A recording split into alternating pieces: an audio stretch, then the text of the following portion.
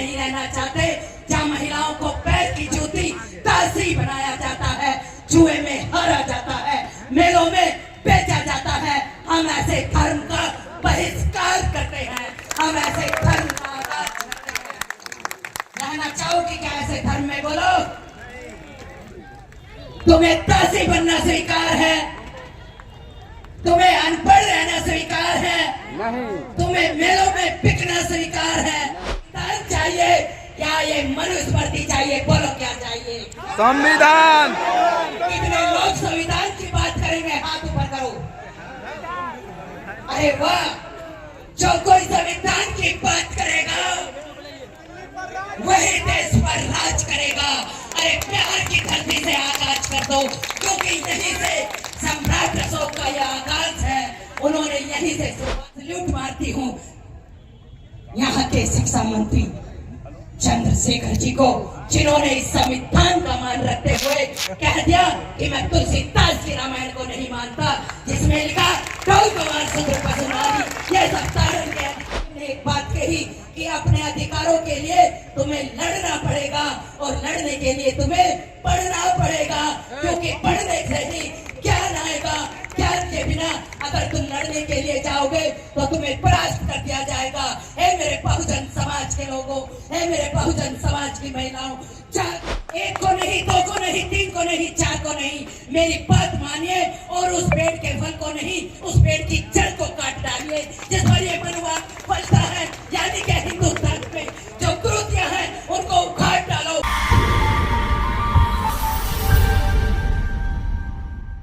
माता सावित्रीबाई फुले की जयंती आज मनाई जा रही है। 3 जनवरी 1831 को उनका जन्म हुआ, लेकिन महिलाएं यहाँ बहुत बड़ी संख्या में है, तो मैं उनके संघर्ष से जुड़ी थोड़ी सी बात आप लोगों को जरूर बताकर जाऊंगी कि अगर माता सावित्रीबाई फुले कर सकती हैं तो फिर आप भी कर सकते हो और हम भी कर सकते हैं। माता सावित्रीबाई फुले को इस भारत की मनुवादी व्यवस्था के कारण पढ़ने का अधिकार नहीं था। ज्योतिबा फुले जी, बहुत सारे लोग ये कहते हैं जी हिंदू धर्म में कोई कमी नहीं है, लेकिन मैं किसी धर्म की विवेचना न करके जो मेरे पूर्वजों पर बीता, जो मेरी महिलाओं पर बीता, जो मेरे शोषित वंचित समाज पर बीता, मैं उस बात को जरूर लेकर चलती हूँ और वहीं से शुरुआत करती हूँ मैं। जब महामना ज्योतिबा फुले जी अपने एक साथी ब्राह्मण की बारात में जाते हैं तो वहां पर उनका अपमान किया जाता है, उन्हें बारात से वापस कर दिया जाता है और उन्हें कहा जाता है कि हमारे यहाँ ये शूद्र लोग बारात में नहीं आया करते, हम इन्हें सम्मान नहीं देते। वो बारात से वापस लौट कर आते हैं, उनकी आंखों में आंसू होते हैं। माता सावित्रीबाई फुले जब वो घर पर आते हैं तो बहुत दुखी नजर आती हैं। उनकी आंखों में आंसू देखकर महामना ज्योतिबा फुले जी कहते हैं कि सावित्री, आज उन लोगों ने मेरा अपमान किया है, मैं उन लोगों को नहीं छोड़ूंगा। तब माता सावित्रीबाई फुले, जो ज्ञान की बहुत बड़ी ऊंची प्रतीक हैं, उन्होंने अपनी समझदारी से काम लिया। और मेरी माताओं बहनों, आपको भी अपने बच्चों को, अपने पति को, अपने भाइयों को वही सीख देनी है जो माता सावित्रीबाई फुले ने दी। उन्होंने कहा कि आप एक को मारोगे, दो को मारोगे, उससे क्या होगा? धन्यवाद। आप एक को नहीं, दो को नहीं, तीन को नहीं, चार को नहीं, मेरी बात मानिए और उस पेड़ के फल को नहीं, उस पेड़ की जड़ को काट डालिए जिस पर ये मनुवाद फलता है। यानी कि हिंदू धर्म में जो कुरीतियां हैं उनको उखाड़ डालो, उनके विरोध में काम करो।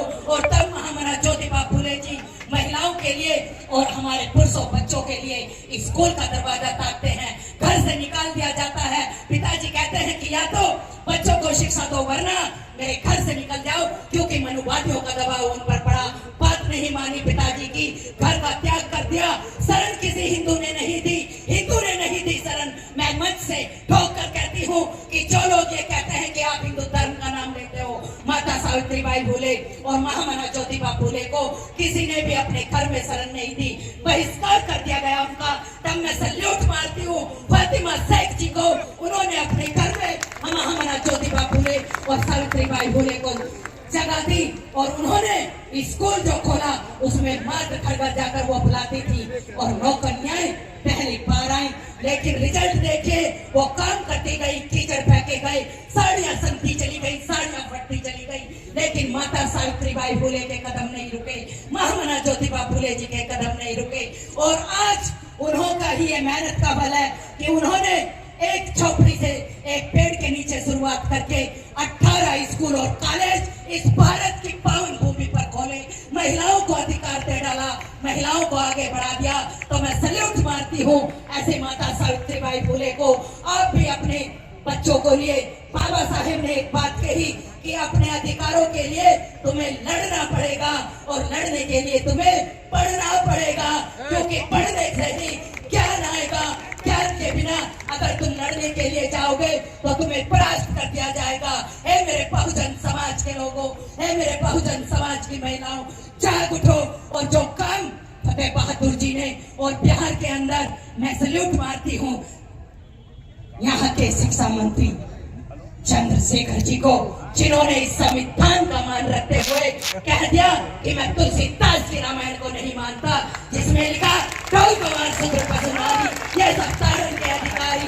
अरे हम मानते हैं तो भारत के संविधान को मानते हैं, जिसमें नर नारी एक समान है। अगर पुरुष कोई काम कर सकता है तो वही काम महिला भी कर सकती है। तो तुम्हें संविधान चाहिए या ये मनुस्मृति चाहिए? बोलो क्या चाहिए? संविधान। कितने लोग संविधान की बात करेंगे? हाथ ऊपर करो। अरे वाह, जो कोई संविधान की बात करेगा वही देश पर राज करेगा। अरे बिहार की धरती से आगाज कर दो, क्योंकि यहीं से सम्राट अशोक का यह आगाज है। उन्होंने यहीं से शुरुआत की, इस बिहार की पावन भूमि से इस भारत को अखंड भारत बनाया। और उनसे ज्यादा सम्राट बेहतर आज तक कोई साबित नहीं हुआ। हुआ क्या? वो बुद्ध की शरण में गए, तो जब बुद्ध की शरण में सम्राट अशोक गए तो हम भी बुद्ध की शरण में जाएंगे।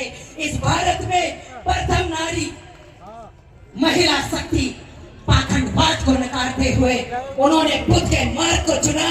तो ये महिलाएं बुद्ध की शरण में जाएंगी और संविधान की बात करेंगी।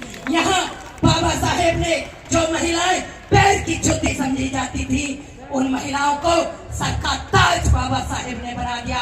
इस देश के अंदर उन्होंने सारे अधिकार महिलाओं को दे डाले। तो हम ऐसे धर्म में नहीं रहना चाहते जहाँ महिलाओं को पैर की जूती दासी बनाया जाता है, जुए में हारा जाता है, मेलों में बेचा जाता है। हम ऐसे धर्म का बहिष्कार करते हैं, हम ऐसे धर्म का आगाज करते हैं।